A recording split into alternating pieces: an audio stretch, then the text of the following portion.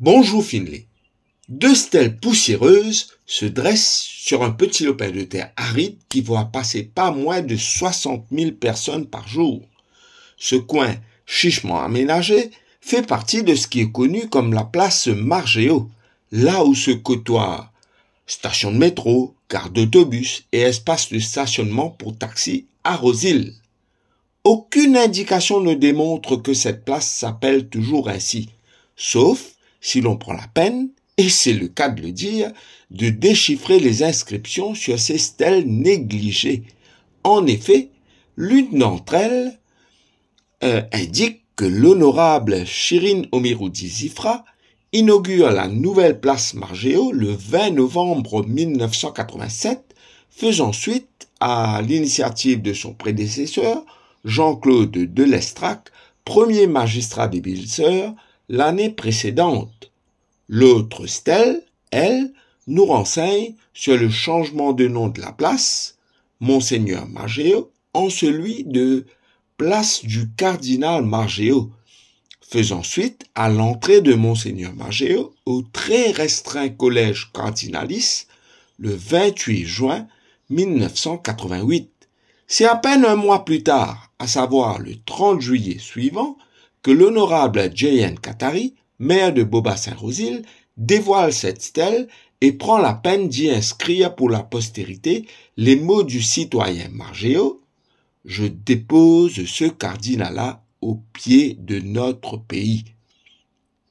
En effet, c'est non seulement son cardinat-là, mais c'est toute sa vie que Jean Margéo a déposé au pied de son pays, et il est tout à fait à l'honneur des maires de Boba-Saint-Rosil de cette époque d'avoir souligné de manière consistante, délicate et diligente la reconnaissance de leur ville à cet immense tribun que les paroissiens de Notre-Dame de Lourdes à Rosil ont eu la chance d'avoir comme curé quelques années à partir du 2 octobre 1956, alors qu'il assumait aussi les fonctions de vicaire général.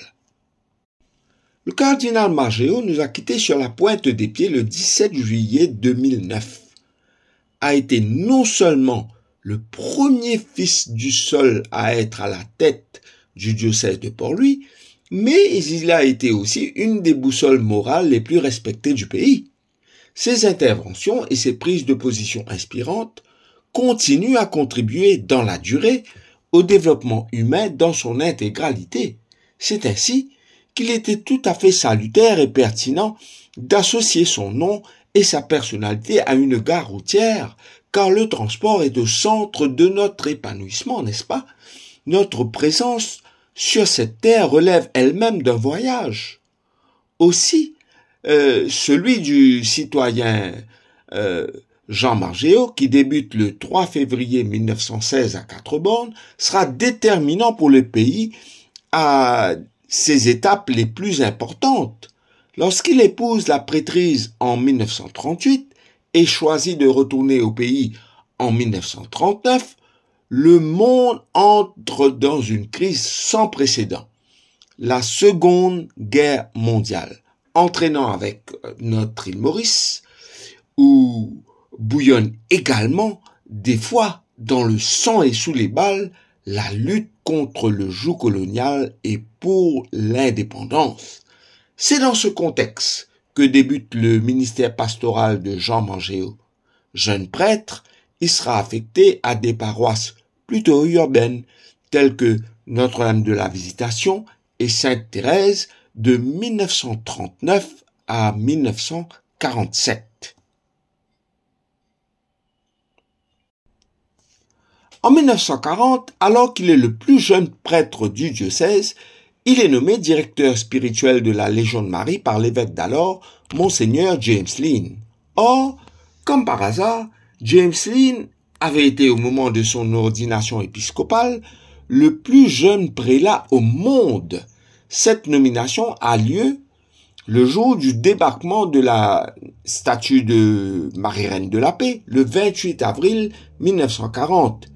Et Dieu seul sait combien la dévotion à Marie-Reine de la Paix sera salutaire, et ô combien rassurante dans les années éminemment anxiogènes de la Seconde Guerre mondiale, où plus de 30 000 Mauriciens sont enrôlés comme pionniers à l'étranger. La Légion de Marie, sous la direction de Jean Margéot, sera très active au sanctuaire marial et dans le pays. En 1952, Jean Margéot devient président de la Roman Catholic Education Authority, un domaine dans lequel il ne brillera pas que pour les catholiques, mais pour la nation dans son ensemble. Poursuivant son ascension dans la hiérarchie de l'Église, il devient le premier vicaire général du diocèse le 1er avril 1956 et, entre autres nominations, vicaire capitulaire en 1968, remplaçant Monseigneur Daniel Liston, le temps qu'un autre évêque soit nommé. L'intérim est assuré avec fermeté, clairvoyance et patriotisme, surtout dans ce contexte explosif où 40% des Mauriciens avaient voté contre l'indépendance. Margéot sait que ses fidèles en sont majoritaires. Alors, il montre la voie de la raison et de l'amour du pays en faisant lire en chaire dans toutes les églises de Maurice, le dimanche précédant le lever du drapeau, son message où il rassure et unifie. Il déclare que l'indépendance nous ouvrira des horizons encore plus vastes et fait un vibrant appel aux fidèles à faire éclore une patrie mauricienne où tous les Mauriciens auront droit à la volonté de vivre ensemble. La consécration arrive le 6 février 1969 lorsqu'il est nommé évêque de Port-Louis. L'ordination épiscopale aura lieu à Marie-Reine de la Paix le 4 mai suivant. Il devient ainsi le premier Mauricien à assumer ses responsabilités à un moment où le pays aussi prenait son envol comme un État indépendant. Il en est d'ailleurs pleinement conscient et déclare dans son message radiophonique à l'occasion de sa nomination, je cite, « En remettant le diocèse d'un pays indépendant au clergé autochtone, le pape rend aussi hommage indirectement, mais clairement, au gouvernement de ce pays. » Fin de citation. Poursuivant sa vision d'une Église engagée au-delà des frontières identitaires, il dit, en déclarant qu'il souhaite, je cite, « que l'Église soit ouverte et présente aux problèmes du pays. Il y a urgence œcuménique, il y a urgence missionnaire, il y a urgence du développement économique et social, l'urgence de la promotion de l'homme. » Fin de citation. Ainsi, aussi, durant son riche épiscopat, il sera au four et au moulin, contribuant à dessiner le destin de ce jeune pays indépendant, de ce diocèse qu'il est tout aussi, quelque part. Durant son riche épiscopat qui durera plus de 2 décennies, 22 églises et chapelles verront le jour, 29 salles d'œuvre, 16 cures et couvents, aussi bien que 3 centres de formation et 7 établissements d'éducation seront entre autres construits. Ainsi, l'évêque va assurer une accessibilité plus accrue des services de l'Église à ses fidèles, mais aussi à tous les Mauriciens. Par exemple, dans le domaine de l'éducation, pour la petite histoire, l'éducation gratuite sera concrétisée en 1977 grâce à la contribution de Jean Margéot, qui, en tant que chef de l'Église catholique, va mettre à la disposition de l'État, qui ne possède que 4 collèges dans ces temps-là, 100% des places dans ces 12 collèges, en attendant que l'État construise d'autres institutions.